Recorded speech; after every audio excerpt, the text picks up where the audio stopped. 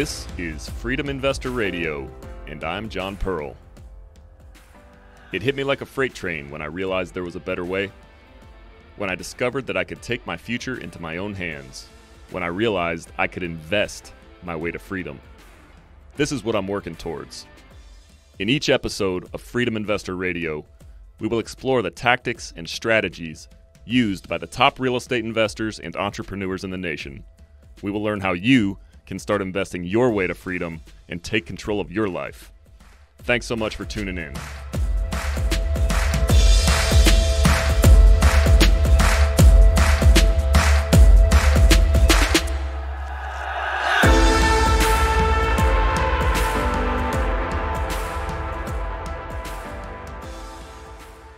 What's going on, everybody? Welcome back to another episode of Freedom Investor Radio. I'm your host, John Pearl, and today I am joined by Jack Krupey of JKAM Investments. Jack, welcome to the show today.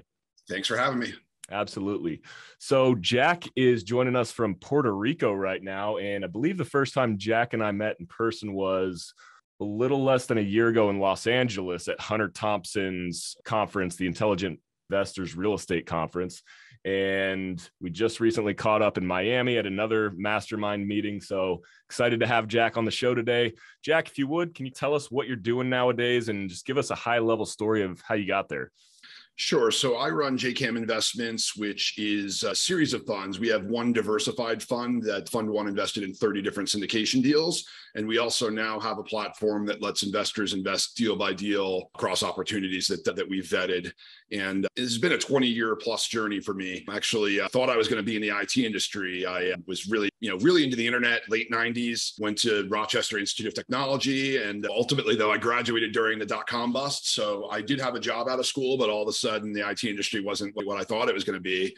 And I really started, I think I read Rich Dad, Poor Dad first, and then just started thinking about real estate. And I went to Vegas for my 21st birthday and saw the glitz and the glamour and just realized that what I was doing in the IT industry wasn't going to make me any of that type of money. So I got inspired and bought one of those paperback books, like How to Make $1 Million in Real Estate from Hudson News, and read it cover to cover on the plane. I think it was a red eye overnight, and I'm not usually sleeping on planes. And got back, was all inspired, and called my landlord, who we lived in the college area of Rochester, where a lot of multifamily houses rented to college kids. And he was a broker also, and he owned about 18 buildings. And within a month, I bought a house, no money down.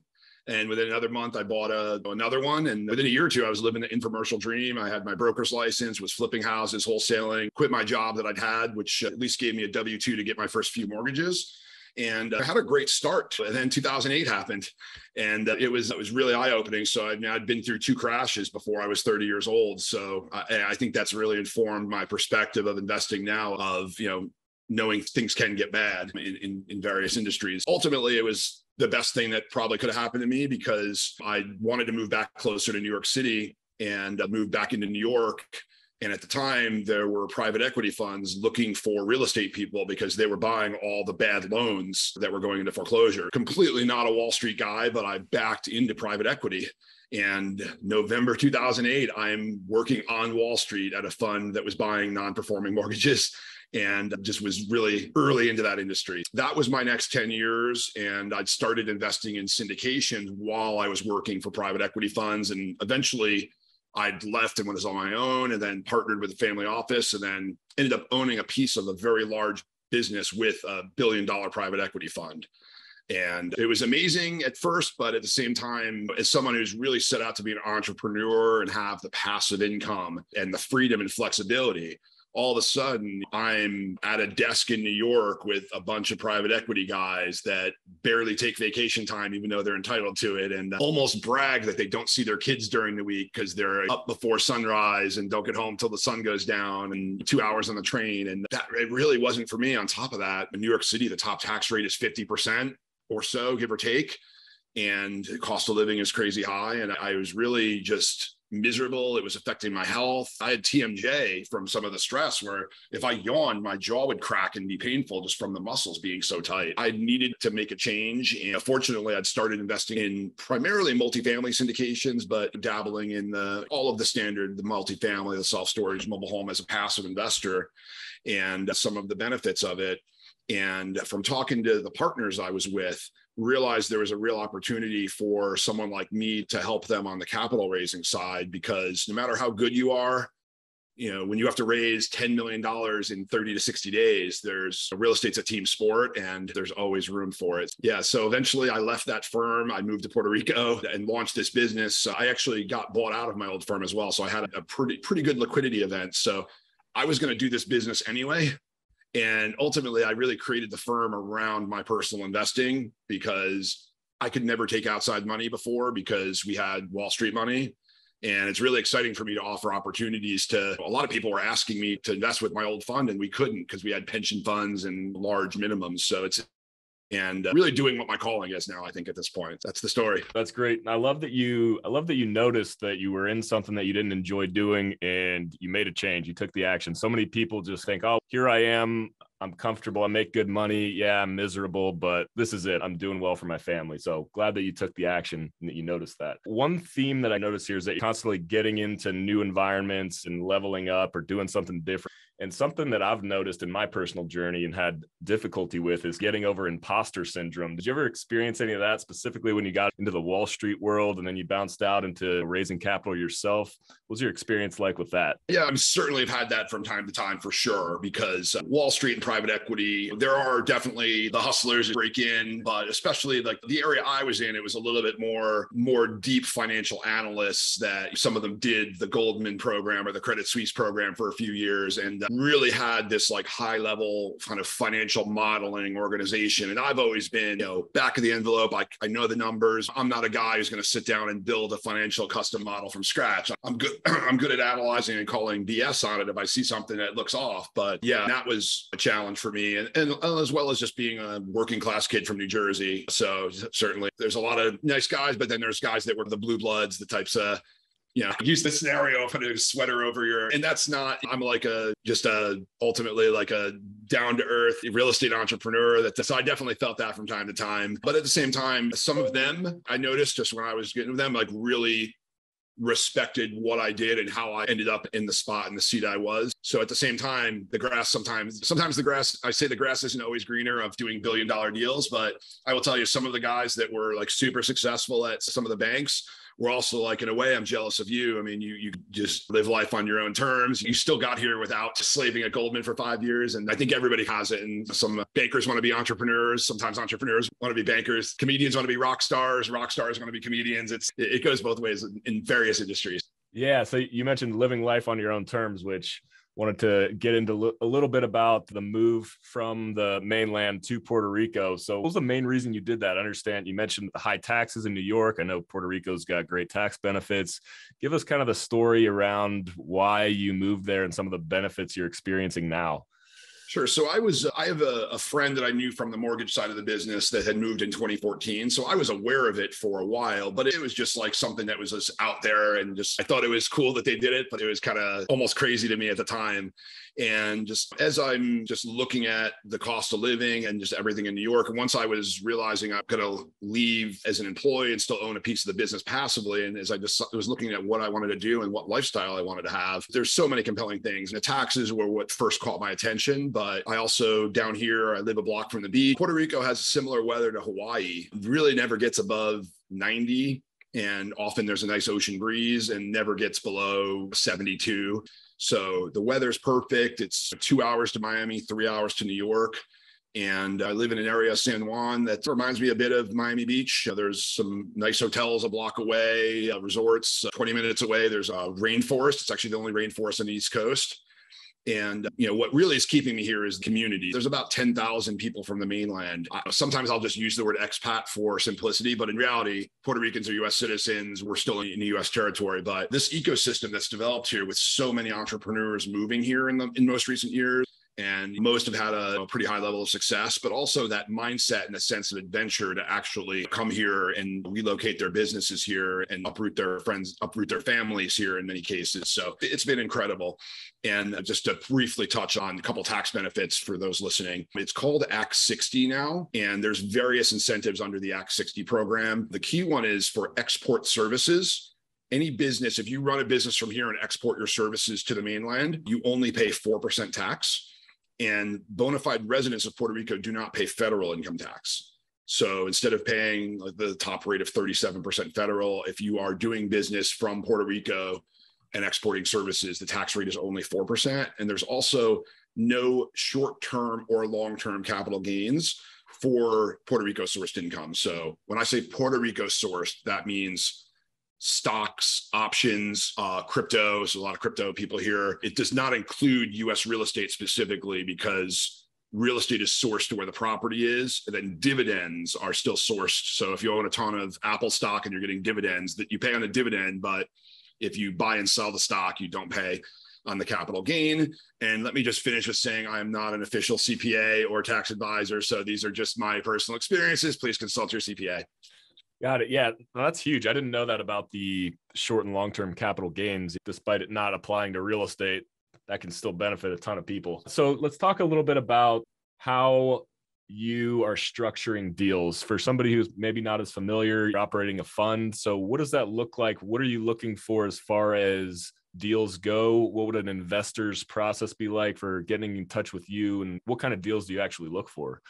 Sure. So given that I've been in all parts of real estate, I started flipping single family and 2-family houses. I owned individual rental properties. I know that it's a great way to potentially start out, but once you're an accredited investor, once you have a decent net worth, if you're a high earning professional, it's often more hassle than it's worth to try to deal with a single family or 2-family house. I got into the mortgage and the lending and the buying of debt side of space because one of the mantras was no tenants or no toilets. And a lot of people now are even, I know some people making big money that are like, oh, I just bought a place, so I'm going to do an Airbnb on it. And I'll add to that, no tourists. I'm just not in the customer service business at this point of dealing with headaches and problems. And the types of clients and partners we work with are those that have the same mindset. So I look at this as where can I invest, earn passive income on something of scale where it's not going to turn into a headache. And for me, that's larger opportunities, larger syndications, 100 unit plus apartment complexes, self-storage, mobile home parks, and machines, just things that are structured that are institutional level quality. In some cases, what I'd say is institutional level groups. And one of our partners on the multifamily side has bought 100 buildings in the last 2 years. So it's as legitimate as, it's more legitimate than some publicly traded companies in some cases, as far as some of the penny stocks or smaller REITs. So the goal was large deals that have an economy of scale, and often those also have some of the best tax benefits as well. So we look for deals with strong operating groups that want partners like us that are going to be consistently co-investing with them across a series of deals. And in many cases, we're actually a part of the partnership itself.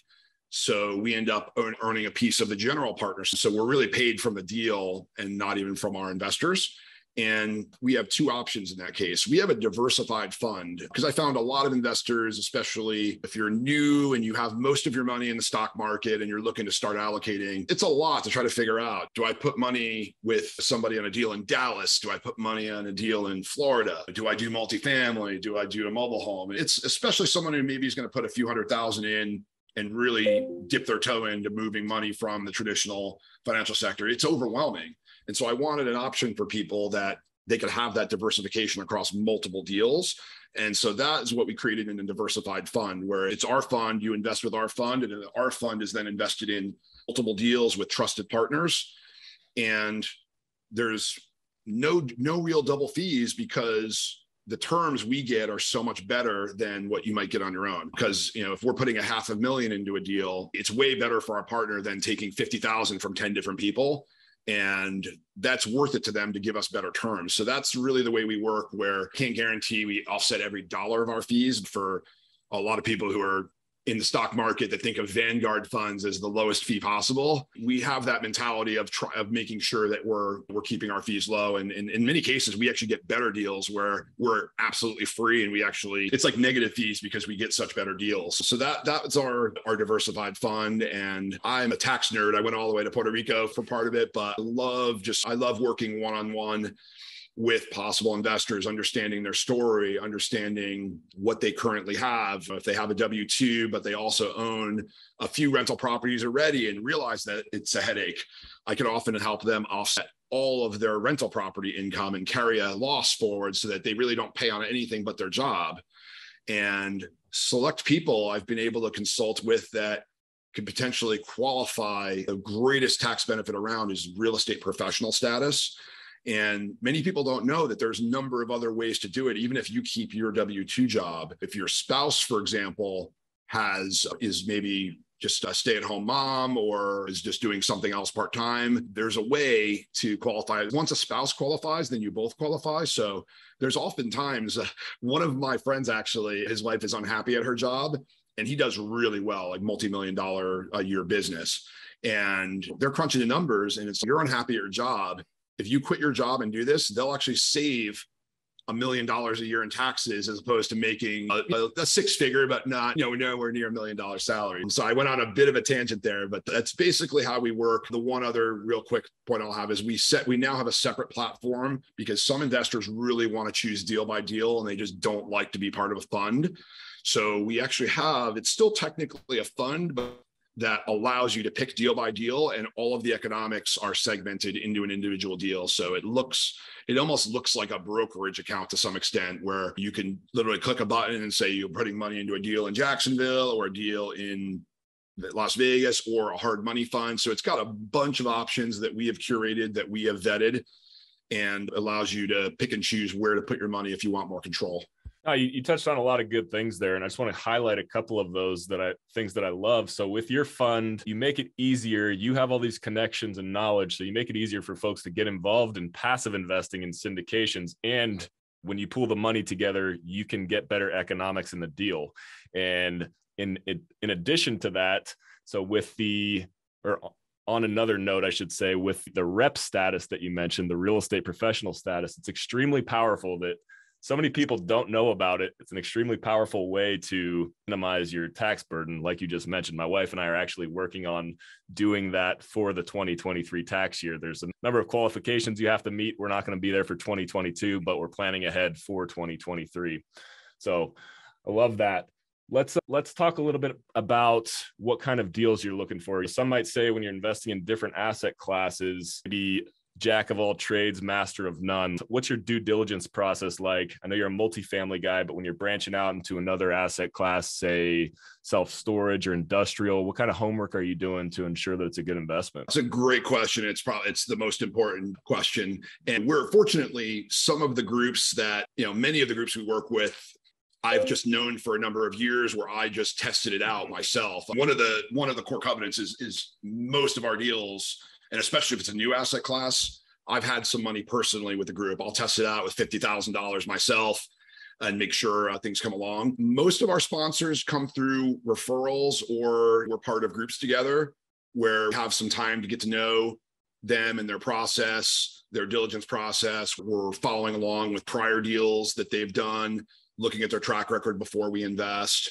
And very few deals. I can't even think of a deal right now where we didn't have some prior connection, some familiarity, direct referral from another investor or another sponsor in some cases, because real estate really is a team sport. We have deals where other groups that we've invested our money with will actually tell us about a deal from a friend or colleague they have from a mastermind that is raising for a deal, whereas our current people don't have a deal available at the moment. So they'll actually call us and say, hey, this guy's really good. I'd invest with him as well. And so it really is a network. And so the sponsor wise, it's why I'm on the road a lot, multiple mastermind groups. I'm personally getting to know sponsors and reviewing their track record. And that's really the only way to do it. And that's the benefit we have of doing this full time. Whereas if you're working 50 hours a week and you only get 4 weeks vacation and you want to spend that with your family, you don't always have the luxury of just going to multiple events, masterminds, touring properties. The properties itself, because I have this institutional background, at any given point, we might have 600 foreclosures in my old business. So as far as looking at properties,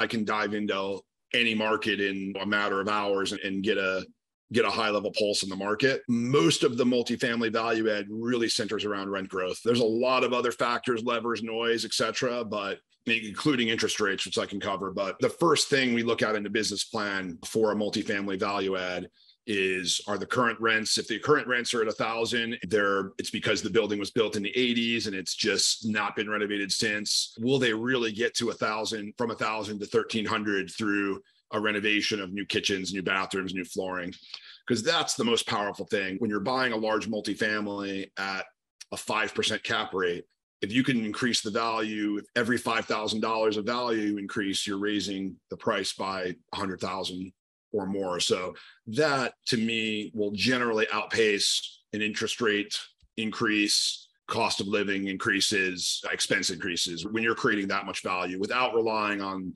just inflation or just real estate appreciation. That we really hone in on. And then we just look at all of the other overall, just the expense ratios that go along with things, and really just what are the comps and the model of what is the interest rate going to be in 3 years, how much room there is. So it's the rest of the numbers are pretty straightforward. It's really trusting and knowing the sponsor that they can execute, because where deals are going to go bad is if they fail to execute on the business plan of renovating the units and or they just, the financial structure to begin with wasn't sound. For example, if they didn't buy an interest rate cap, anyone who did not buy an interest rate cap is going to be in trouble.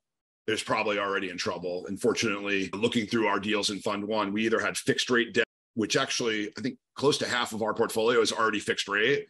And then anything else has an interest rate cap, and some deals have already hit it. And some deals are in the money. They had a 1.5% cap. And since rates are up 2.5%, we're locked in low and rents are still increasing. So that's the diligence. It's an art and a science.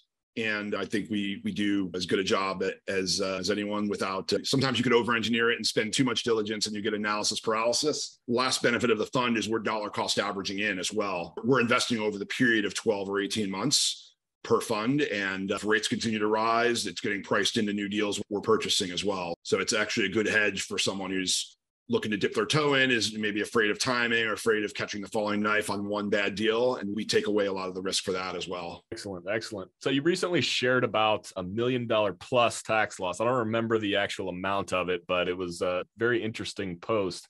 Can you tell us a little bit about that? Like you're talking to a fifth grader. A lot of this stuff is very complicated to somebody who's never heard of it. It's like second nature in the commercial real estate space. But for somebody who doesn't know what we're talking about with K1s and depreciation and paper losses from a cost segregation study, tell us a little bit about your recent experience with that. Sure.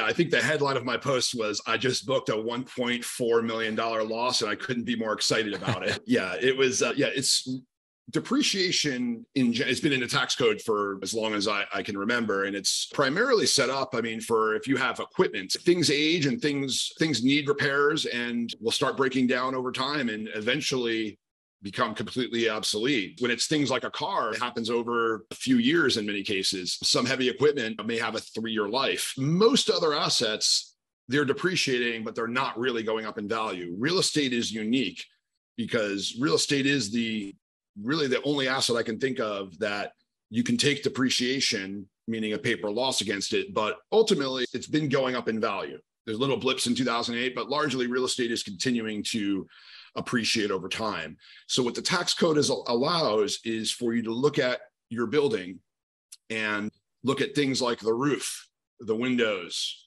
the cabinets. All of these items have some level of useful life. And every year you own it, theoretically, it's going to cost you some money for things here and there. Typically, what the tax code allows is you could take 1/27th of the value, and you can take that as a paper loss per year. And that's usually what happens if you own a single family rental property. You collect a certain amount in rent, your accountant gives you 1/27th of the value off. So maybe it offsets some of your rent collected. What happens on commercial real estate, because of the size and the scale, it opens up the ability to do what's called cost segregation. It's typically just not worth it on a single family house because the report may cost $7,000 to do. But in the scheme of a $30 million, $40 million apartment complex, it's a rounding error. So what happens with a cost segregation is they look at how much longer life does the roof have, the windows, the cabinets, the boilers, the air conditioning units, the gutters, every single piece of the building. The engineer looks at it and assigns what the average life is. And you're allowed to give that to your accountant and do what's called accelerated depreciation. And so instead of taking 1/27th of the value, you can often get 30% of the value taken as a loss on paper in year one. And that is extremely powerful because most of the time you're borrowing 60%, 65% loan to value on the building. So it can often work out where you're getting anywhere between just 50 and 100% of your money as a loss year one. And that's an incredible benefit. And that's how those of us that do this full time can show a 7-figure income with a higher 7-figure loss. And that defers pretty much all taxes. Now, there are a few limitations. If you have a W-2 income, you can't wipe out your entire W-2 income through that. But if you own other properties, if you have 5 rental units already and you're making $50,000 a year on it, and that's passive income to you, and you invest $50,000 into a large multifamily deal that's going to be a profitable deal, the first year you're getting a $50,000 loss, and that could actually wipe out your $50,000 in income on your rental properties. Now, if you don't own rental properties already, what it does is the loss can build up and carry forward. So even if you have nothing else as an investment, if you invest in a syndicated deal and you take that loss, all of the rent distributions that you get will basically eat away at that loss. So you're getting income in your pocket every year and not paying tax on that income generally until the property sells. And then at that point, there is a recalculation and a recapture. But generally, then you do it again. You reinvest again, and then you take another loss, and it becomes, it kind of becomes a hamster wheel in a way. I have an Excel spreadsheet of various deals I'm in the basis, and you end up strategizing with your accountant, but it's a great problem to have. And it's also very powerful. A lot of our clients that are in their 50s that are potentially approaching retirement. The other powerful thing is once you retire, generally your income is lower. So when the buildings sell, you're at a much lower tax bracket. So in some cases, you're deferring tax rate at 37 to 50% because you're a high earning professional. And by the time the deals sell, you might be recapturing tax at 12% because you're now retired. So it's a super powerful strategy, especially for those towards the end of your career, the baby boomers, those that are approaching retirement. You could spend hours on this, but hopefully that was I tend to talk fast and get excited, but hopefully that was a good summary. No, that's good. And that's where the real estate professional status can really be powerful. We were touching on that a few questions ago. These passive the paper losses, they can't be applied if you don't have the real estate professional status between either you and your spouse. But that's what you're mentioning, those high income earners. Then they have their spouse who becomes a real estate professional. Then you can take those passive losses and apply it to your W-2 income, which is phenomenal. Everybody, if you're in a situation where you can make that happen, highly suggest it. So, absolutely. You could be a brain surgeon making $5 million a year. If your spouse is a real estate professional and you invested all $5 million into syndication deals with K1 losses, you likely would pay almost zero income tax on that. And again, these are my experiences. I'm not an actual CPA. We do consult a lot with our clients and their CPAs to work together to structure their investments and their life in some cases into ways that allow them to make the most of the tax code. Yeah, absolutely.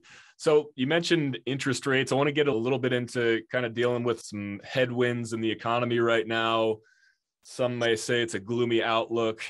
What are some strategies that you're deploying or some ways that you're looking to invest right now with rising interest rates and uncertainty? What kind of things are you doing?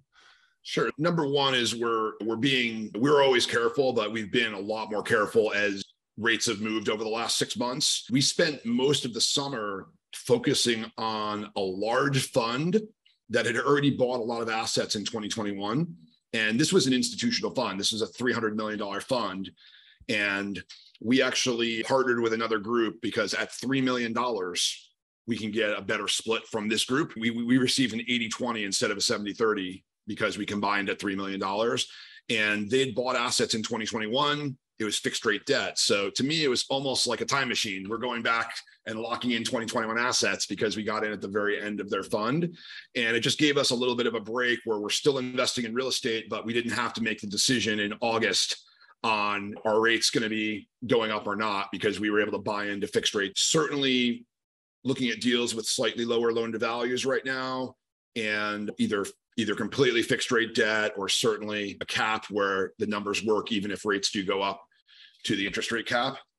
And we're also looking at some other asset classes that spit off more current cash flow. Multifamily is still my primary asset. The current cash flow on the value add has dropped in the last couple of years, where you used to at least get 4, 5, 6% year one.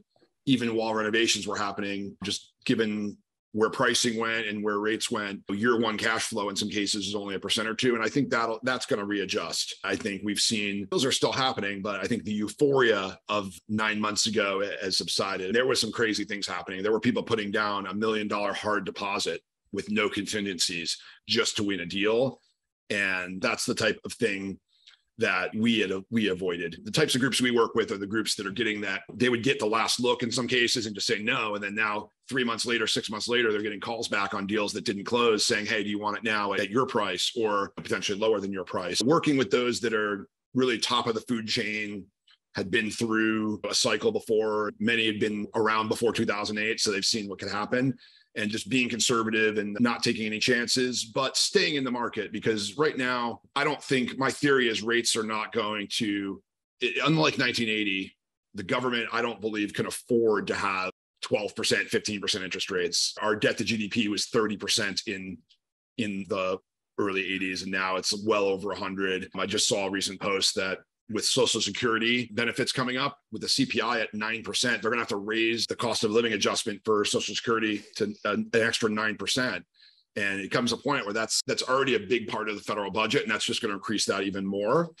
And if we do have a recession, typically tax collections actually drop during a recession. So it's going to put a lot of pressure on the Fed and the government to have rates drop. And my gut says that by end of next year, they're just going to have to freeze or drop rates, because I just don't think the government can afford it. I think inflation is likely going to be somewhat here to stay for a while. I think that's the lesser of two evils. One of the best way to hedge inflation is leverage real estate. It's cash flow positive. We lock rates, either fixed for the term or lock it for a period of 3 to 5 years with a cap rate. And to me, it's the best place to park money. Residential, what we call value add class B.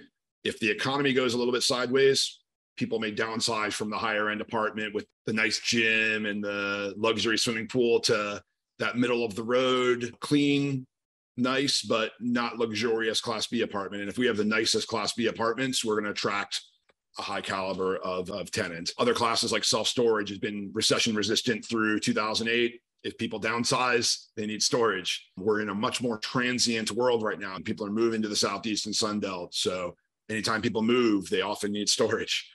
And mobile home parks have always been, again, there's a real shortage of affordable housing right now. Those are all mainstays. Industrial with Amazon, there's way more need for light industrial warehouse space. So it's really, we're going where the growth is, where populations are growing, Southeast Sun Belt. And regardless of what happens, if rates tick up an extra point more than we thought, if you make a long-term commitment to investing into private real estate deals, syndications, really asset-backed investments, I think you're going to do great long-term. And we hope that a small percentage of you will talk with us and work with you in the future, because I think it is far superior to Wall Street. Yeah, absolutely. And I think one of the key takeaways here is that if you are having some anxiety or worrying about what's going on in the traditional stock market in the years to come and want to invest in real estate, but don't know how, you don't have to go out and buy your own single family investment, which is the common knowledge out there as far as real estate investing goes. What's more important, I think, in times like this is to partner with an experienced operator. And that's what we do. We work with experienced operators. So there are ways to experience all the benefits of owning real estate without doing any of the work. So Jack, I want to give you the opportunity. So who is your target client? Who can you provide the most value to? What type of person, they're out there listening to this, what type of person is the best fit to work with you? Sure. So there's two types there's two groups of two completely separate groups of clients that I've found that I work really well with.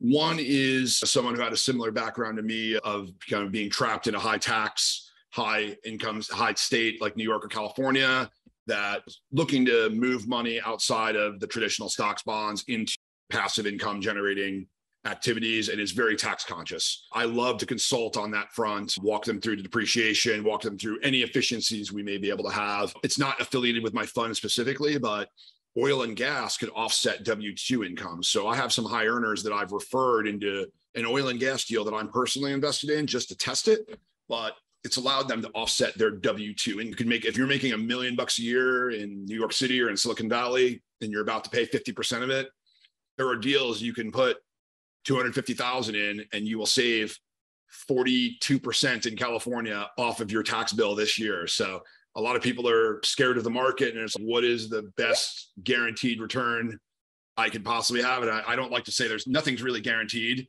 but what do they say? There's two guarantees: death and taxes. Without being a CPA myself, I know from my own experience that these investments will lower your income, and literally you will save money. You will get back. You might get back your Wall Street bonus on your tax return if you make the proper investment with it. I just love having those conversations. The second is a lot of real estate professionals who know it's a grind. They're looking to be a little more passive. They own a bunch of rentals already, so they have that passive income, and they're looking for more efficient ways to invest, both passively for their time, but also for tax purposes. The deals that we have that spit off a lot of depreciation can really, and those that already have some properties, offset their income.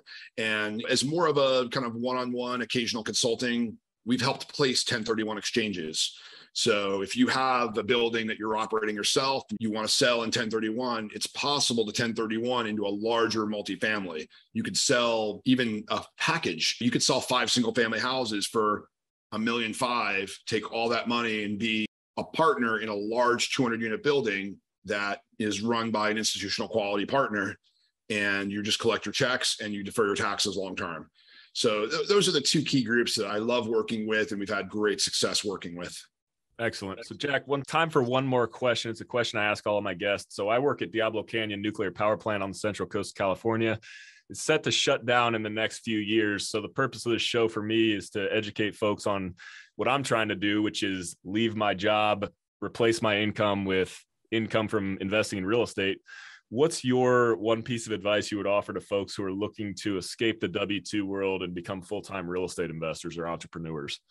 Yeah, you just got to take action. You just got to get in the mix, starting as a limited partner in a deal, just to get involvement going. Ask some of the sponsors if they need help with something. Dive in, whatever your strengths are. If you're more of a diligence person, offer to help be the oldest or highest paid intern that works for nothing because you have a day job but yeah, you just got to get involved in whatever way you can help. So if you're more analytical, ask if you can help underwrite some deals and really get yourself familiar enough that you get really comfortable with the space, and you learn it by doing, and you learn it by investing.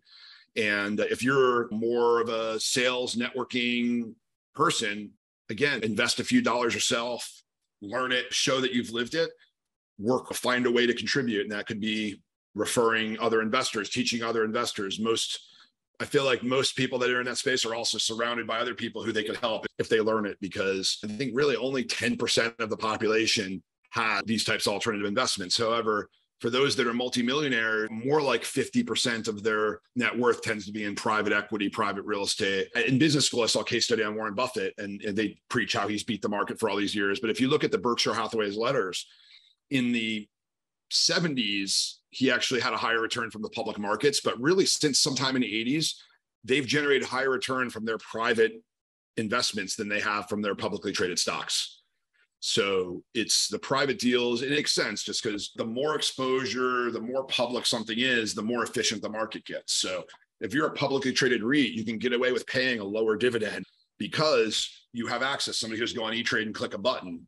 Whereas these private deals, they beat the market, but this is one thing a lot of the New York guys are like, how nobody really beats the market only, but we're beating the market. But in a way, I don't even look at it as apples to apples. We're investing in a business that has a profit margin. And there's plenty of businesses that have 15, 20% profit margins. And when you invest in these types of deals, you're partnering. You own a piece of an LLC, you're a partner in a business.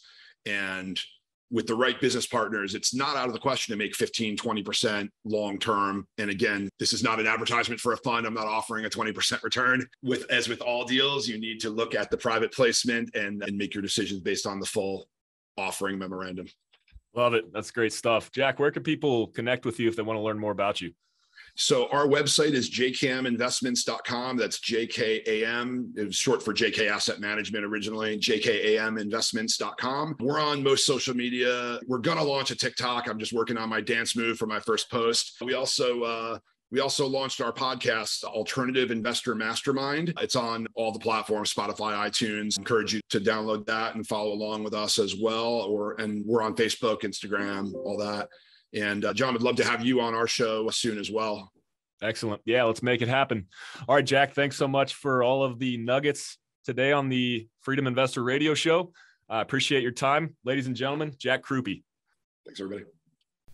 Thank you for listening to Freedom Investor Radio. If you like what you heard, make sure to rate, review, subscribe, and share with a friend. Thanks again for listening.